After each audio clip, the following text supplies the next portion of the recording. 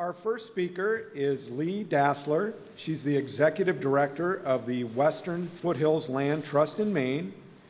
Drawn to freshwater lakes, proximity to the White Mountains, and the historic architecture of New England, Lee moved from Manhattan's Upper West Side to Maine 2 decades ago.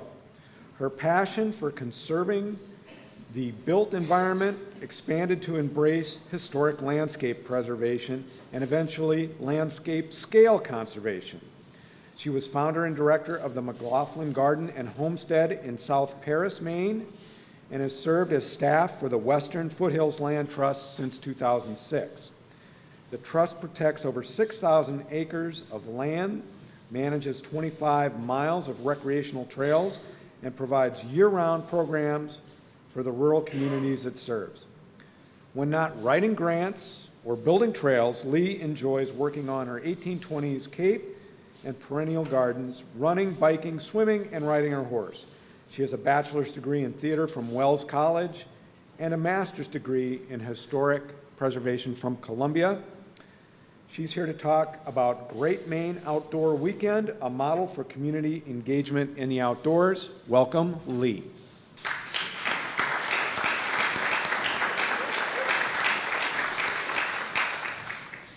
Thank you. It's a real honor to be in DC. It's a little hot here relative to Maine, and I'm having Subaru withdrawal shock. When where are they? Oh my God.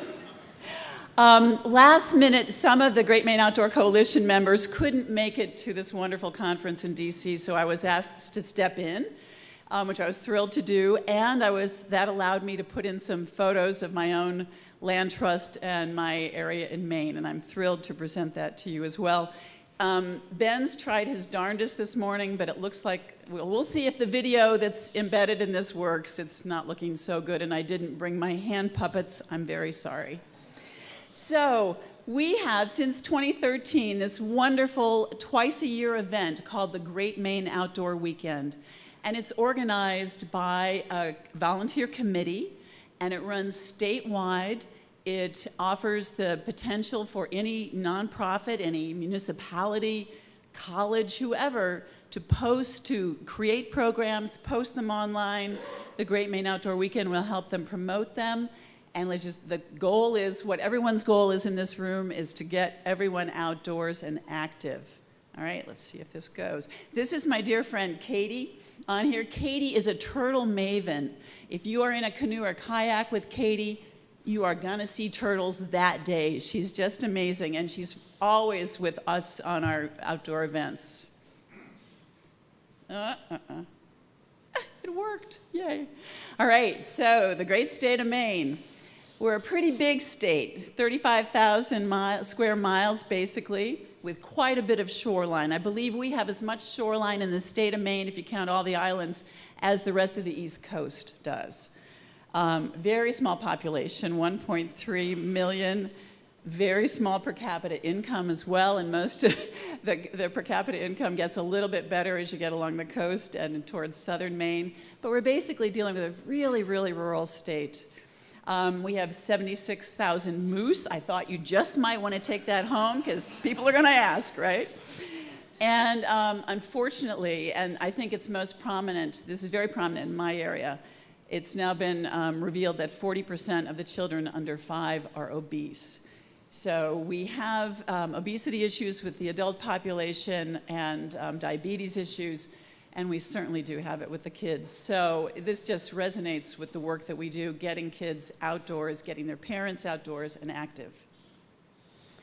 I want to do a little talking for land trusts in Maine, of which I represent one. We have a lot of them. There are 85 land trusts in the state of Maine. Every state has kind of their own situation with land trusts. My land trust reigns over 352 square miles. So there's different sizes, geographic impacts that land trusts have in the state. Mine's about average.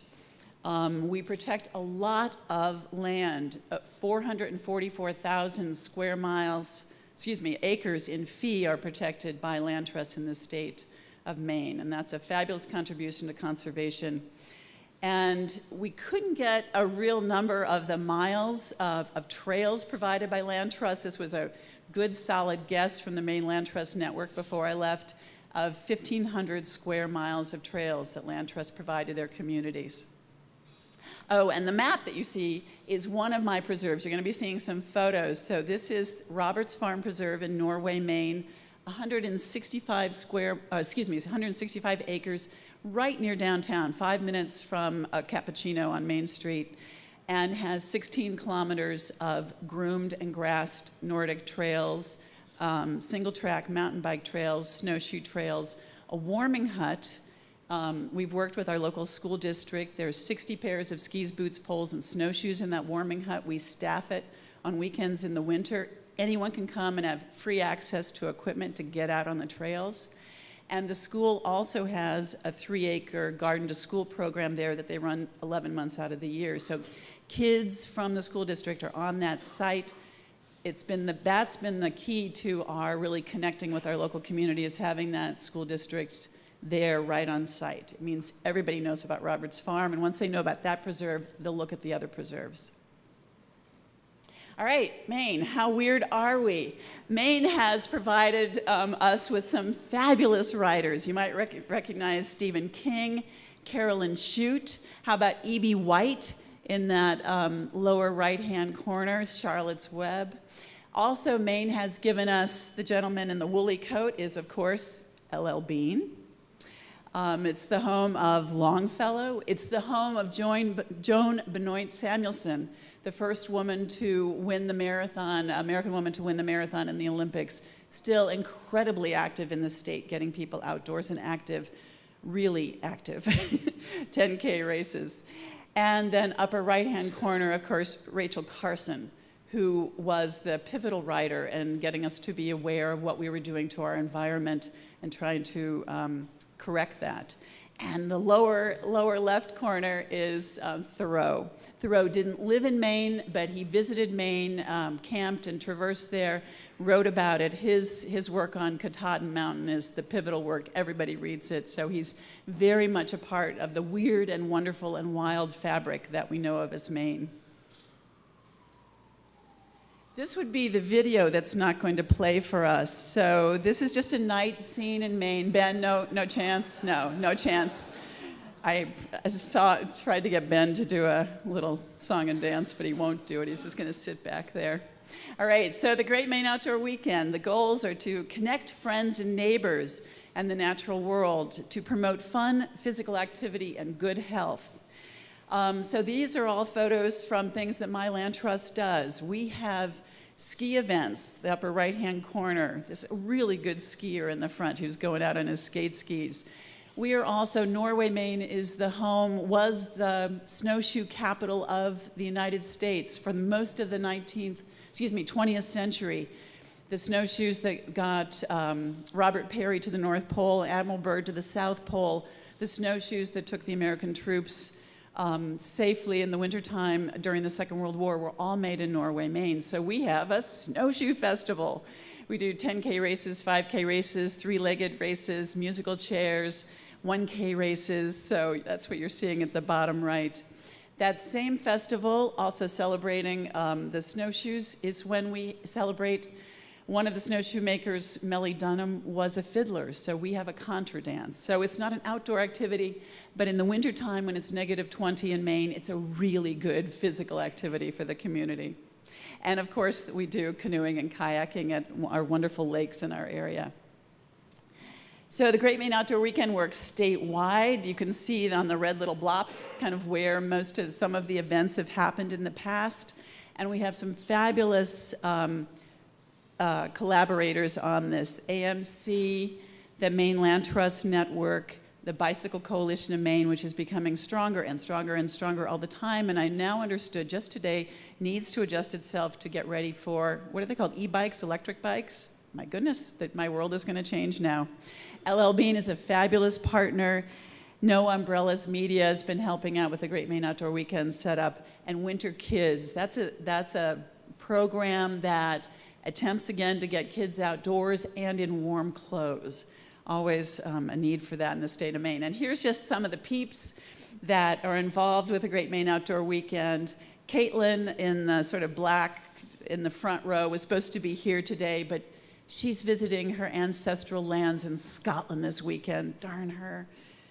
So the things that the Great Maine Outdoor Weekend provide to the nonprofits and entities that are doing their programs to help us promote the programs are really fabulous assets. They have a wonderful, and I've yet to meet this guy, artist from LL Bean, who does a poster each of the events. Again, the events are once in September and once in February. So for each event, every year, there's a new poster that comes out, and these are drop dead gorgeous. I've got 2 framed and hanging in my house right now. They're just wonderful. In the middle photograph, you can't tell what it is, but our My Land Trust makes chocolate snowshoes for our snowshoe event. So in that was a Great Maine Outdoor Weekend event. So we slapped on stickers. Caitlin makes stickers for the Great Maine Outdoor Weekend.